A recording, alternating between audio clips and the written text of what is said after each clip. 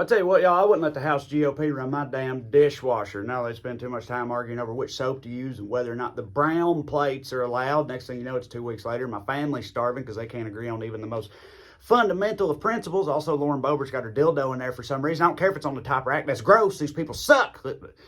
Listen, these people, they so clearly cannot govern. Y'all, they can't govern themselves. How do you expect them to govern the rest of this country? Now, to be fair to them, as has been said before, their whole thing is screaming about how government is bad and dumb. So, like, it would be kind of weird if they weren't bad and dumb at it, but that's why no one should vote for them. It's so wild to me that half of this country will line up around the block to vote people into government who actively hate the government. It's like having a vegan butcher or a Baptist sex therapist. Like, what are y'all doing?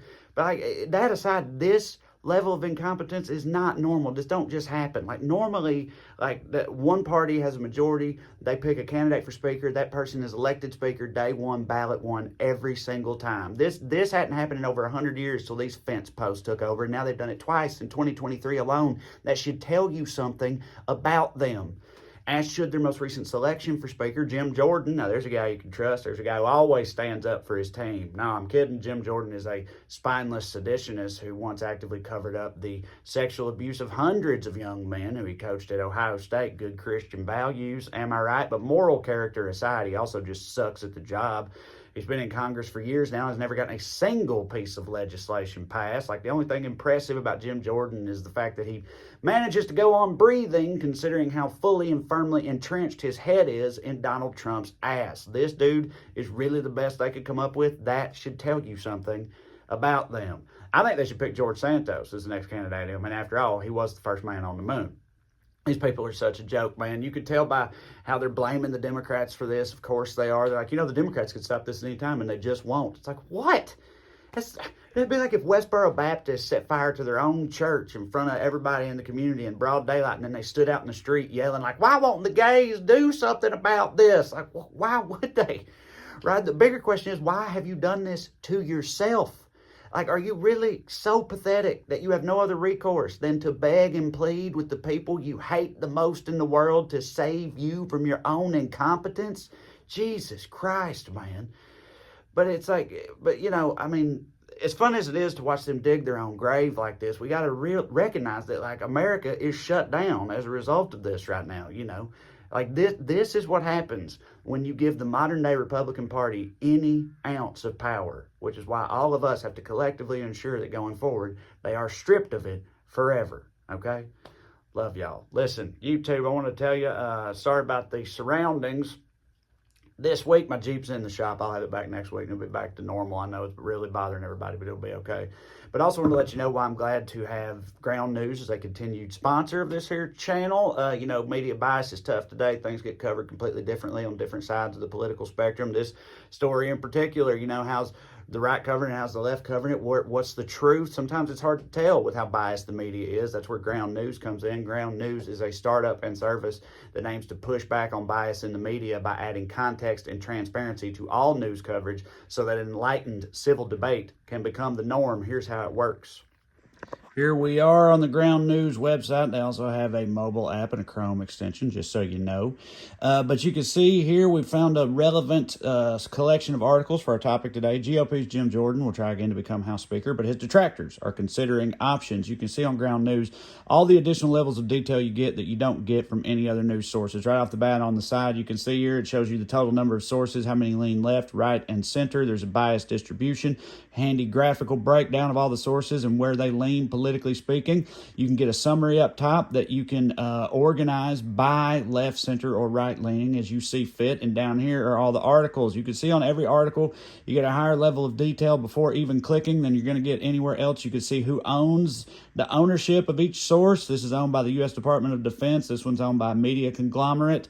You can see the degree of factuality and the political leanings. High factuality, center leaning, high factuality, center, high factuality, lean left over here. If you look on the right, low factuality, far right leaning. That's weird. You might also notice the differences in the headlines. This far right-leaning headline, Rhino opposition to grassroots favorite Jim Jordan grows. Like, you can see the difference between that and something like this, which says Jim Jordan goes down in second round vote, loses more Republican support. It just shows you more insight into your news than you're going to get from anywhere else. Real quickly, another fun feature is the blind spot feature. Click that here. This shows you what either side of the political spectrum is not currently talking about, so you can look to address some of your own blind spots. It's a very cool feature, and frankly, Ground News has a lot of them. I cannot recommend it highly enough. So if that sounds good to you, here's what you do. Click on the link in the description below to push back on media bias and try Ground News today. You can sign up for free, or you can get 30% off their highest tier Advantage program. Either way, push back on the bias and BS. Try Ground News today. All right, YouTube, and we're back. Listen, so what's probably going to happen is, it seems like, is that they're going to do what they often do in these scenarios in Congress, and that's nothing. Yeah, Congress, they love to do nothing. If they could do anything at all at any given point in time, nothing would be the answer, if at all possible. So that's what they're going to revert to in this case, because they cannot get their shit together. They cannot decide on anything. It seems likely that they're just going to punt the ball. And what's that mean? It means what they're going to have to do is they're going to have to empower that little Speaker Shrimp Tempura, Speaker Pro Tempura, the little fella, the little dude that they've got in there right now, Patrick McHenry from North Carolina. You know what I mean? You've seen him. It looks like he's holding a huge gavel and he swings it real hard, but really the gavel's normal size. It's just he's not a big guy, so it makes the gavel look real big, and he sure does swing it hard, and it's kind of cute when he does it because of the size disparity, and he's got like the little bow tie on and stuff. He's got a whole like kind of Willy Wonka thing going on, which is making some people on the left think, well, maybe this guy ain't so bad. He's like a moderate. No, he's still a Bible-thumping fucking lunatic from the Boogity Brigade. It's not going to hit to have him in there either. Also, he got the position by default, and they're just like, well, you just do it. And it's like, is that really how the position for second in line for the presidency should be determined? In this day and age, I guess the answer is yes. It certainly seems like he's planning on being there for a minute because he switched the chair out. And I don't know if you noticed, so like they had the speaker's chair was this big-ass chair. It was, projected power and authority. Regalness, right? It was there for years and years. Well, he has switched it out because it also made him look this big. So he got like a smaller chair and put it there, which tells me he thinks he's going to be around for a while.